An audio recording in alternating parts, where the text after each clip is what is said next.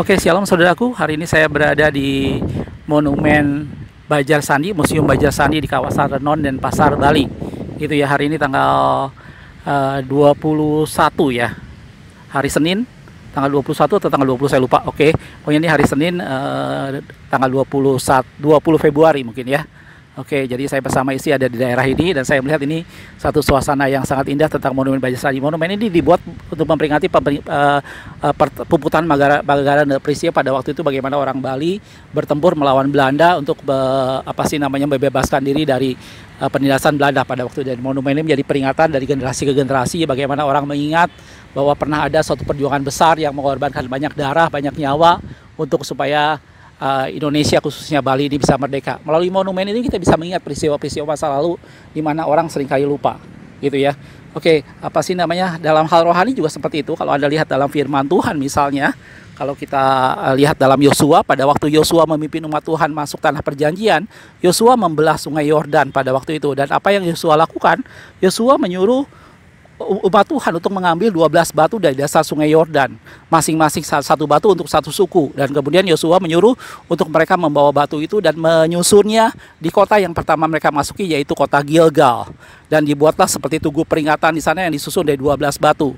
Tujuannya apa? Tujuannya itu supaya umat Tuhan mengingat bahwa Allah yang memimpin mereka masuk tanah perjanjian. Dan itulah disebut dengan kota Gilgal, di mana di kota itu dikatakan bahwa Allah telah menghapuskan celah Mesir. Mereka harus masuk tanah perjanjian sebagai satu pribadi yang berbeda, dan batu itu menjadi peringatan bahwa batu itu diambil dari dasar sungai Yordan, bahwa mereka sudah masuk tanah perjanjian dipimpin oleh Yosua, dan Tuhan sudah menghapus semua celah Mesir yang ada pada mereka. Mereka menjadi pribadi yang baru yang berhak masuk tanah perjanjian.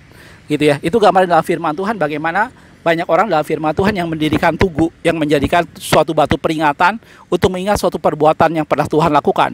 Dan sebenarnya begitu juga dengan kehidupan Anda dan saya, gitu ya. Banyak hal yang pernah Tuhan lakukan dalam kehidupan Anda dan saya yang mungkin seringkali tanpa sadar kita melupakan ya. Dengan perjalanan waktu seringkali kita lupa bahwa Tuhan pernah melakukan segala sesuatu, gitu ya. Justru itu yang menjadikan sesuatu bagaimana kita harus belajar seperti mendirikan tugu. Tentunya bukan tugu secara fisik, saudaraku. Tentunya bukan tugu secara jasmani, tetapi kita harus membuat suatu peringatan untuk supaya pada saat kita mengingat hal itu, kita ingat kembali apa yang pernah Tuhan lakukan. Saya punya kesaksian sederhana, saudaraku. Saya dan istri sendiri kita punya tugu, saudaraku. Ada 2 buah tugu yang kita buat untuk memperingati segala sesuatu yang Tuhan lakukan. Yang pertama adalah kita mengingat bahwa bagaimana kita sangat rindu, bagaimana kita pasangan suami istri sangat rindu untuk mengenal Tuhan. Dan kita rindu Allah menyingkapkan pribadinya yang terdalam. Kita rindu mengenal Tuhan secara jauh lebih dalam, bahkan hal-hal yang tersembunyi pada diri Allah. Dan itu kita nyatakan dalam sebuah nama, yaitu Sefanya. Dan itu kita sematkan pada nama pertama dari anak kita yang pertama, nama depan dari anak kita yang pertama. Sehingga setiap kali kita melihat, setiap kali kita memikirkan Sefanya, kita tahu bahwa itulah kerinduan hati kita. Kerinduan hati kita adalah kita mau mengenal Tuhan, kita mau melihat, kita mau minta supaya Allah menyatakan dirinya supaya kita semakin mengenal Tuhan. Karena Sefanya berbicara soal sesuatu yang hidden of God, sesuatu yang tersembunyi dari diri Allah, gitu ya. Terus tugu yang kedua, maaf saudaraku, tugu yang kedua adalah kita menyadari suami istri untuk bahwa segala sesuatu yang kita alami dalam kehidupan kita, tidak ada sesuatu apapun yang terlebih penting selain Tuhan menyertai kita, gitu ya. Bukan seberapa banyak yang kita miliki, bukan seberapa kaya atau seberapa tinggi jabatan kita, tetapi yang terpenting dalam kehidupan kita adalah seberapa jauh Allah tidak pernah meninggalkan, seberapa jauh Allah tetap menyertai kita. Dan itu kita berikan dengan nama Immanuela. Itu kita sematkan pada nama belakang anak kita yang kedua. Dan 2 ini menjadi tugu dalam kehidupan kita. Bagaimana Sefanya, kita semakin mau mengenal Tuhan, kita semakin mau rindu mengenal Tuhan, hal-hal yang tersembunyi pada diri Allah. Dan yang kedua adalah Immanuela, anak yang kedua. Dan ini berbicara bagaimana kita sangat rindu dalam kehidupan kita, tidak ada yang terlebih penting selain Tuhan menyertai kita dalam segala perkara, gitu ya. Itu 2 contoh sederhana yang saya ingin bagikan bagaimana saya dan istri membuat tugu untuk mengingat setiap perbuatan Tuhan, untuk mengingat segala sesuatu yang menjadi prioritas dalam kehidupan kita, gitu. Dan hal yang sama dengan Anda dan saya, saudaraku. Mari Anda dan saya mungkin banyak perkara yang pernah Tuhan lakukan, yang mungkin seringkali dengan perjalanan waktu kita menjadi lupa. Tetapi bagian kita adalah mari buat tugu. Tentunya bukan sesuatu hal yang jasmani.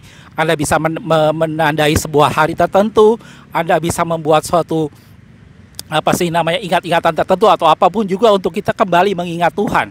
atau Anda bisa mengingat satu momen peristiwa dengan sebuah lagu atau apapun juga, supaya pada saat kita menyajikan lagu itu kita teringat tentang satu peristiwa, bagaimana Tuhan pernah menolong kita, bagaimana Tuhan pernah melakukan sesuatu dalam kehidupan kita, dan itu menjadi tugu peringatan buat Anda dan saya, gitu ya.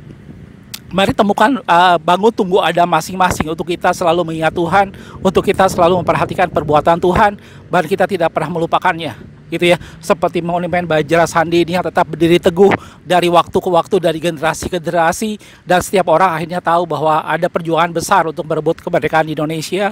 Demikian juga itu menjadi sesuatu hal tugu peringatan buat kehidupan kita semua, supaya kita juga mengingat bagaimana apa yang pernah Tuhan lakukan dalam kehidupan kita.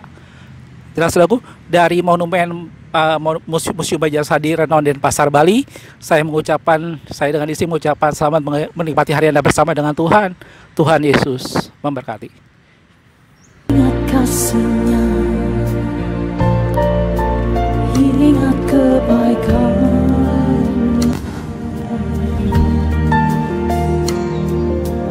dan anugerah-Nya, selamatkanku.